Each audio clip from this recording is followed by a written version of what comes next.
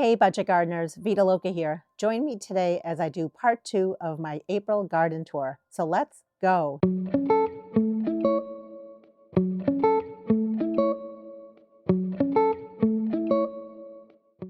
If you missed part 1 of this series, I'll link it down below. As many of you know, I live in New Hampshire. I garden in USDA Zone 5B. This time of year, there isn't a whole lot blooming in my yard, but I thought it would be fun, seeing that I've been in my house for almost 20 years, to basically make a flashback video going back in time. So as I show different flower beds and I show you what's blooming in those flower beds, I also want to share with you how each of those flower beds have evolved over the last 20 years. My biggest reason for doing that is to inspire you and give you ideas, and basically to let you know that it's okay if your garden isn't perfect from day one. To be honest with you, no one's garden is perfect from day one. And what is perfect anyway? I feel like our gardens are constantly evolving. So I'm going to pick up where I left off on part 1 of this video. And also there should be a part 3, so be on the lookout for that video. So let's get started. As we leave the south side of my house and head towards the backyard, we are heading towards the east side of my house. I'm going to bring you right down over here where I have a large hosta bed. This area of my garden has evolved a lot over the last many years. I'm going to give you a glimpse of how it's changed over the last 20 years.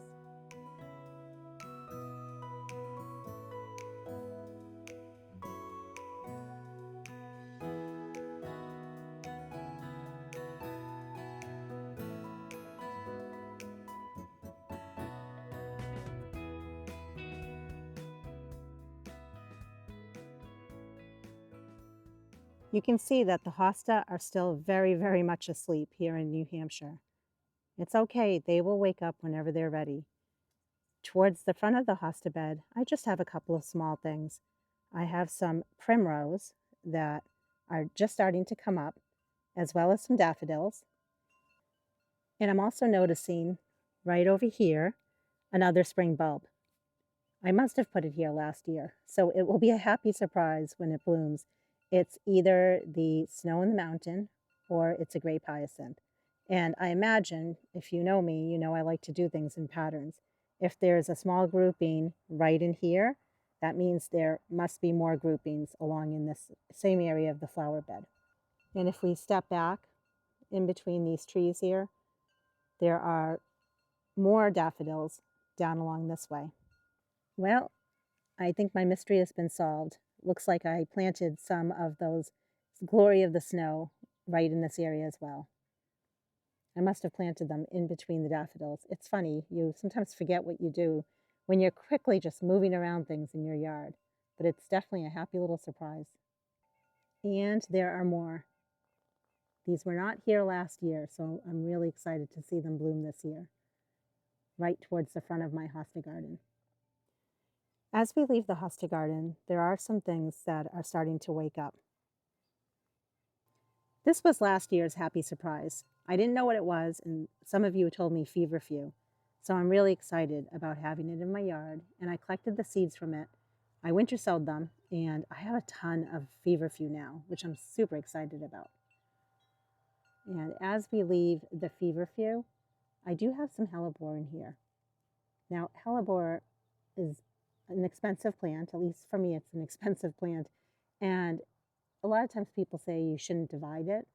I have divided it because I want to get the most out of, the plant and get more plants. So let me take you in closer and show you what it looks like. I do need to clean the hellebore up by cutting back the old leaves, but you can see towards the center, it is all budded up. And it's a small plant because I did divide it down to a single plant, and that's fine.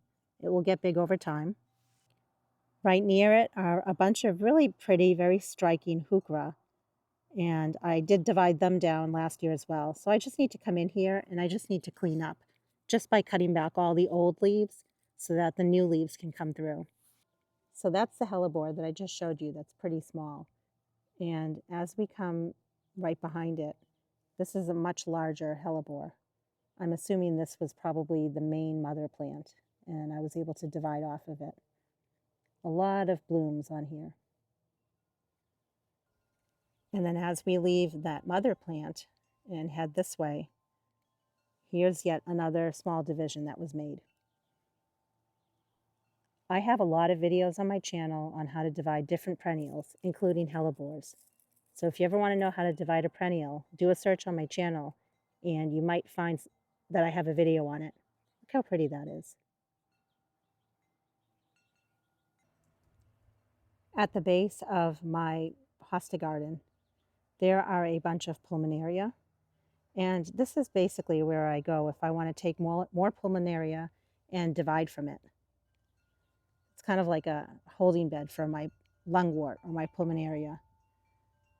But it's also just a really nice area for pulmonaria to just sprawl and take off if it wants to. I think it looks really pretty at the base of this wall. As we leave the hosta garden and head towards my backyard, I'm not going to go into detail on what's in this bed because right now there are a lot of things just starting to wake up. But basically, I've tried over the last many years to create flower beds where my lawn ends and where the woods begin. So in this particular flower bed, there are heuchera, tiarella, pulmonaria, bloodroot, betony or stachys. There's astilbe. There are hydrangeas. And honestly, I can't remember what else. But what I like to do is towards the front of the bed, I like to put a bunch of annuals. So be on the lookout. I'll keep you updated when it's time to come out here, clean up flower beds, fertilize, and then start adding our summer annuals. I also want to point out I have hangers on my trees. For many years, I've been putting hanging baskets on these trees. I just love doing that. I think it really just is whimsical. It adds a little bit of character. It adds vertical height. And I'm basically taking advantage of the trees that are here.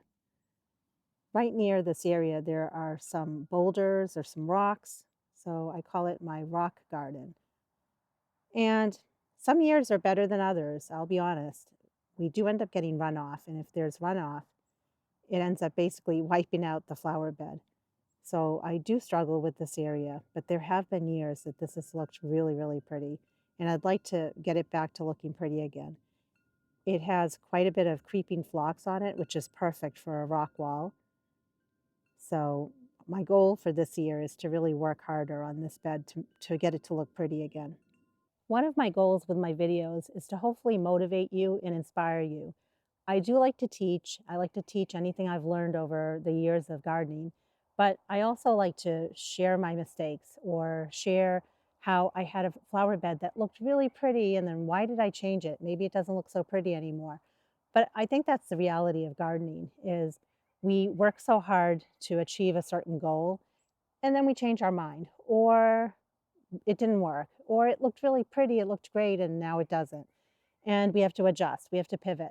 So I really hope that you're enjoying this video so far. And with future garden tours, at least for this year, I don't intend to bring you back in time, but because it is basically the start of my season here in New Hampshire, I thought it's important to bring you back in time and show you how each of these areas of my garden started out. It's my way of sharing my garden and showing you how it's changed and how it's evolved over the years. Okay, let's keep on going in the backyard. So we're going to keep on walking. And I mentioned it last year that my backyard is work in progress. And it was all last year. I didn't even tackle it. It is a goal of mine. I want to work back here. I think there are so many areas that would look so pretty. And there are areas that used to look really pretty.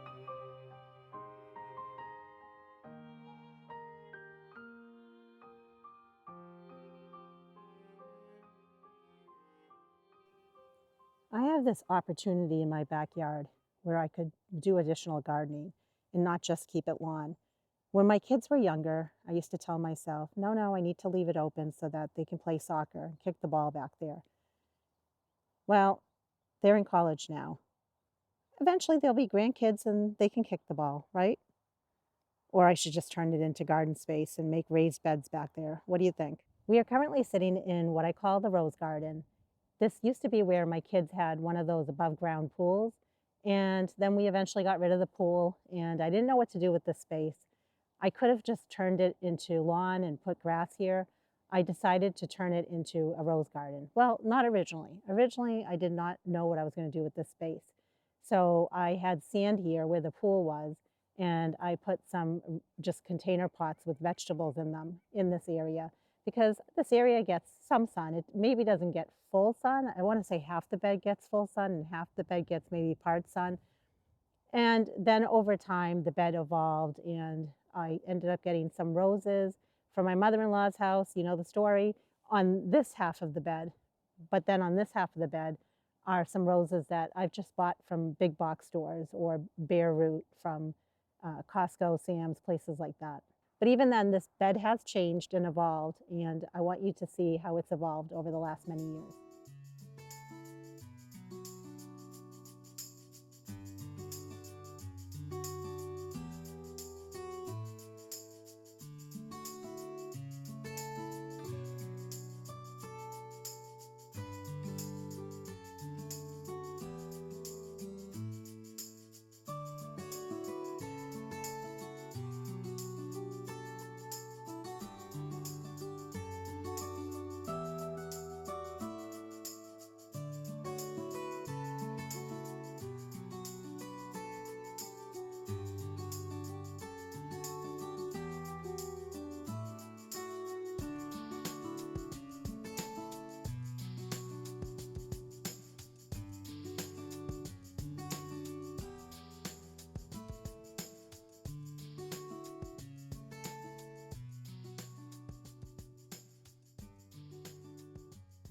In terms of spring bulbs, there is a specific variety of daffodil that's in the center. And I want to say 2 years ago, my husband and I came in here and we basically divided the daffodils and we moved them. So there's still a whole bunch in the center, but then we brought more out towards, I want to call it the semi-center of the bed.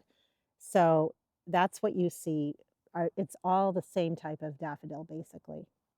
But a new thing that I added to the bed, well, it's new to the bed, but it's not new to me, are these crocuses. I had these crocuses not far from here in a small temporary holding bed here in my backyard. And I didn't know what I wanted to do with them. So last year, when I was moving a whole bunch of spring bulbs in the green, I moved the crocuses that you see here, and then right near it, lots of that beautiful glory in the snow. And surprisingly, I have some at the base of that rose. I'm not really sure why, but it can stay there for now. But I need to make a mental note. I need to move that. So that was something that I did last spring, was just adding some of these spring bulbs to the outer part of my rose garden. Glory of the snow can almost seem invasive, but I love it. I really do. And you can see I have another crocus that I also moved from my temporary holding bed. And I'm pretty sure I tried to make a pattern. So basically we have the purple and whites, and then we have the light yellow. And then as we continue going this way, we once again have, they're either going to be purple and white or they're just going to be the purple. And right behind them will be the glory of the snow. And then once again, the pattern continues. We have the yellow, and they're just small sprigs. There's not a lot. I tried to divide with whatever I had, but you can imagine over the years, these are going to look really pretty as they colonize. And I'm really happy that I put these crocuses in here, as well as the glory of the snow. As I wait for the daffodils to bloom and then eventually the roses to bloom, it just adds nice color to this bed, which I'm really enjoying. So this pattern continues all the way around the outskirts of my rose garden. I've seen a lot of videos of cutting back, pruning roses. In case you're wondering why I haven't gotten after it yet, you can see my roses are just barely starting to wake up. It hasn't been their time yet, but it will be soon enough. Very close by to the rose garden is a dilapidated raised garden. Let's bring you in for a closer look. Rule number 1, when you make a raised bed, you don't want it to be this big. I clearly did not get the memo. This was built a long time ago, and even this bed has seen changes over the years.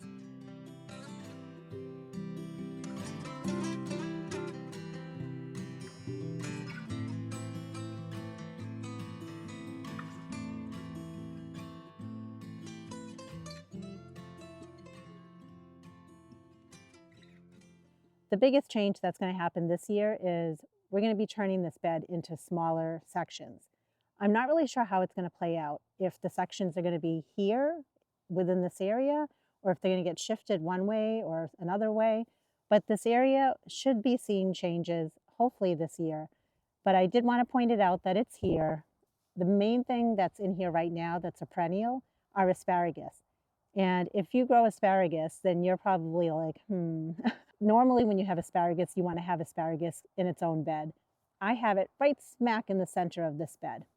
So I need to think hard about what I'm going to do with this bed. Someone asked me recently, what do I grow in here? I'll tell you the things that I've grown in the past that have done really well. Cucumber have done extremely well towards that side of the bed where I would have a trellis. Bush beans have done extremely well. I usually have those on this side of the bed. Over on this side of the bed, I've planted peas. I usually just grow it in the spring and that's it. I've tried to do it again after the first succession has gone by, and I've never had success with it. And then I've tried a bunch of different things in this bed over the years. For example, on this side, I had some grapes, and then I've also had some cool weather crops in here. But this is the year that I really want to hone in and learn a lot when it comes to growing vegetables. I've pretty much grown vegetables in pots in this house, especially when it comes to tomatoes and peppers, eggplant, things like that. The house I lived in 20 years ago had a much larger vegetable garden, and I really could grow a lot more there. But I want to challenge myself because this is plenty of room to grow a lot in. And I want to learn more. I want to learn and I want to share with you when it comes to vegetable gardening and maximizing space. So be on the lookout for changes. The other thing I want to mention while I'm sitting here and I'm all comfortable, there is a tree that's right over here. And I've talked about it in the past, that it would cast a lot of shade on this bed. I had considered cutting down the tree this winter when we had an arborist here. And he and I spoke and we decided to limb up the tree for right now. And let's see how it does. So he did come in and he did limb up this tree that's right over here. And we're going to just see if this area gets more sun. Another thing that I had done this past winter is right behind me, we had 3, maybe 4 trees taken out. The main reason was because the trees, a couple of them were leaning pretty much right towards my house. So the arborist highly advised that we take them out. I'm like, oh geez, take out some trees and now give me some sun. That's a shame. I was very happy about that because the more sun I can get in my yard, the better off I am. So a bunch of trees were taken out and now there are some stumps there, and we'll have to see, I guess, number one, how much sun now comes into this area as well as the area behind me. I would be super thrilled if I have more sun. And then the second thing is, will I get someone to come in and grind the stumps up? So that's something I'm looking into right now, and I'll keep you updated if I end up doing that. Okay, enough talking, let's walk around. There's a bunch of, I think it's chickweed that's in here. So I really should come in here and at a minimum just pull it all. And if I have to, just cover this bed with black plastic or something until I can finally start planting things out here before the weeds start taking over. I'm looking and I don't see any asparagus coming up yet. So I do need to apply some of my compost on my asparagus bed pretty soon. This area is really one of my big goals to work on for this year here in the backyard. There is so much potential here. There are so many plants here that we could divide and move around. So I'm really looking forward to tackling this section of my yard with you this year. There are a ton of daylilies, a lot of different types of daylilies. And then there are a bunch of just the regular plain Jane yellow daffodils. I'm showing you on the screen what these daffodils look like when they bloom. It just looks so pretty when they're all blooming. And I definitely want to come in here this year and start dividing these down because I have so many daffodils. I might as well go shopping in my yard. And I encourage you to do the same thing with all your perennials, including your spring bulbs. So I will wait until they're done blooming. You can see they're budded up. And once they're done blooming, I plan on dividing them and moving them in the green. I mentioned this temporary holding bed for spring bulbs. I basically bought a bunch of spring bulbs a number of years ago. I didn't know where I wanted to put them. And rather than just plunk them here, there, and everywhere, I basically placed them in this bed. I placed them in between, basically see all these daylilies that are here? There's a section of also peonies that are right close by. You can probably see them. They're just starting to come up. So I used that pathway to plant a bunch of these spring bulbs. I keep going by this. I need to talk about it. Thank you. Someone mentioned to me striped squill. That's the name of this. There's another name. I don't know if it's Puschkinia, something like that, but I can remember it as striped squill. Look how pretty that is. It's so tiny, so delicate, and it needs to be up near my walkway where I can see it. Pretty soon my whole walkway is just going to be a bunch of spring bulbs. That's okay. I know I mentioned to you that these are all yellow daffodils, and then there are a whole bunch of daylilies that are in here. A lot of different kind of daylilies. But again, in my, quote, temporary holding bed are a bunch of different, I want to say these are replete daffodils. I had bought a whole bunch of replete daffodils. So I believe there's some over there as well. And then there might be more over there. And then a whole nother chunk down over there. And I've just let them naturalize over the last few years, but I will be digging those and moving those out of this bed. And I'm going to show you some of the places that I'm going to be moving them, because I really don't want daffodils over there. I have this whole nice section of daffodils towards the front. And honestly, that's meant to be a walking path between the row of daylilies and the row of peonies. See back there? That is just grass. This whole section became overgrown and weedy last year. It was very embarrassing. And this is a big area that I really want to work on this year. I'm not sure what's going to go in here, but we're going to work on this area together. I want it to look really pretty. And I do have to share the peonies that are in here. A whole bunch of them towards the section where I'm standing right now are peonies that came from my parents' house. Both my parents have passed away and their house has been sold. So the peonies were from their home. But then the rest of the peonies are peonies that came from my mother-in-law's home. I didn't take all the peonies from her home, but what I did was, the ones I did take, I divided them right down to single peonies. And over the last many years, they've multiplied. This space right here is called Opportunity. It looked really pretty when I weeded it a number of years ago. Last year, it was an eyesore. I came out here, I don't know, maybe 2-3 weeks ago, and I started weeding it again. So now there's opportunity. And what I'm thinking of doing is a bunch of those daffodils that are over there, that are the replete kind. I'm thinking of putting a whole bunch in here, although there are still daffodils in here. I might as well pack it with more daffodils. And then there are also those daylilies that I talked about and the peonies, as well as plants around my yard. I want to basically start putting plants in here, but I want to think about it. I don't want to just start going to town and planting in here. I want to also look at the light. Now that the trees have been removed, I want to monitor the light levels and see how much light comes in this area. The trees haven't leafed out yet, so I still don't know what kind of lighting this area is going to get. So I'm going to be patient, and my plan is to come in here and continue weeding this section, finish this section up and keep going that way, and just keep weeding and thinking about what I want to do here, and looking around my yard and getting ideas. And I encourage you to do the same thing. You know, sometimes it's better to just kind of think about it. Think about what you want to do, and don't just start plunking plants in willy-nilly and then being unhappy. Sometimes it's better to step back and think about it a little bit, even if it has to be a whole season. I know that sounds crazy, but sometimes it's okay to do that. I'd rather do that than just go to town and plant a whole bunch of things and not be happy with it.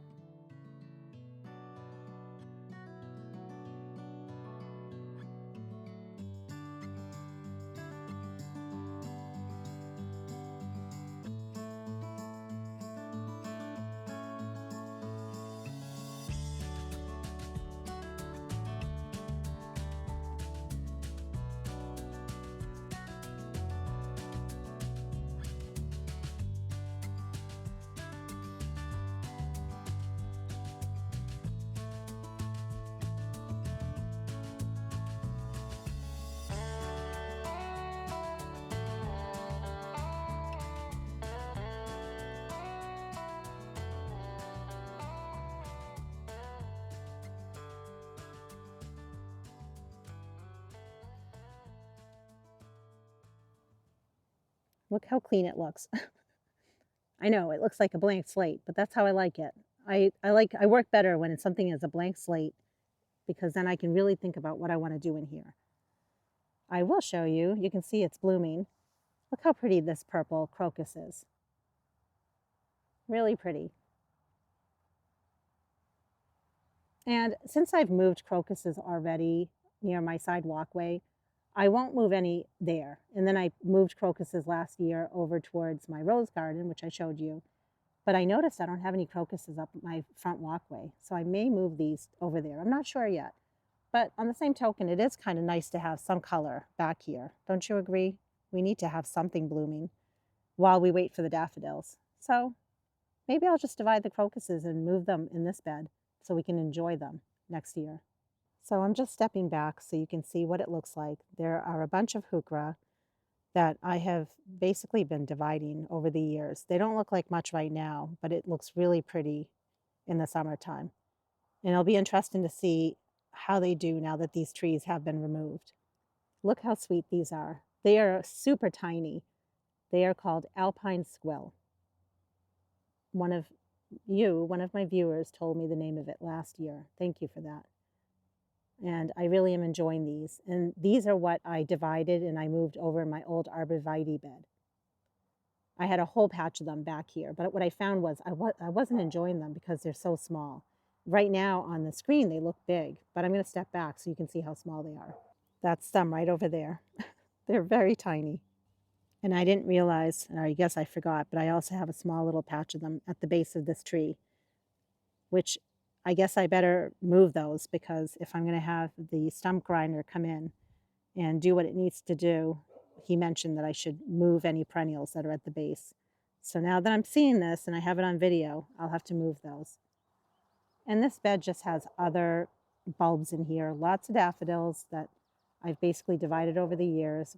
And then there's more of the beautiful glory of the snow.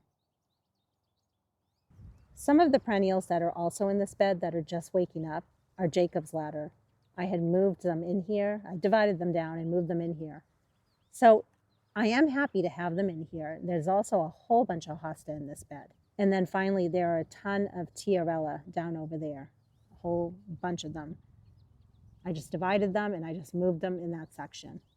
So if I do keep them in here, that's fine, but I can always move them around in here as I play around with this area of my yard.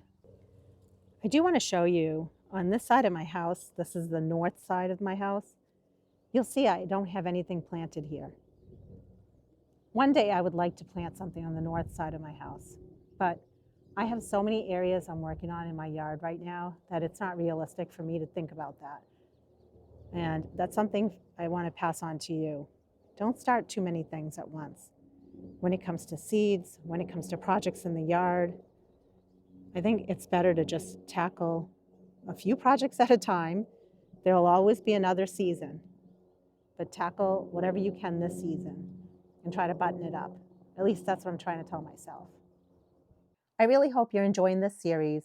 The best thing I want to tell you is take lots of pictures of your own garden space so you can look back, you can compare how your own gardens have evolved year after year. And be on the lookout for part 3 of this series. If you have any questions or comments, you know I love hearing from you. Please drop it down in the comment section below.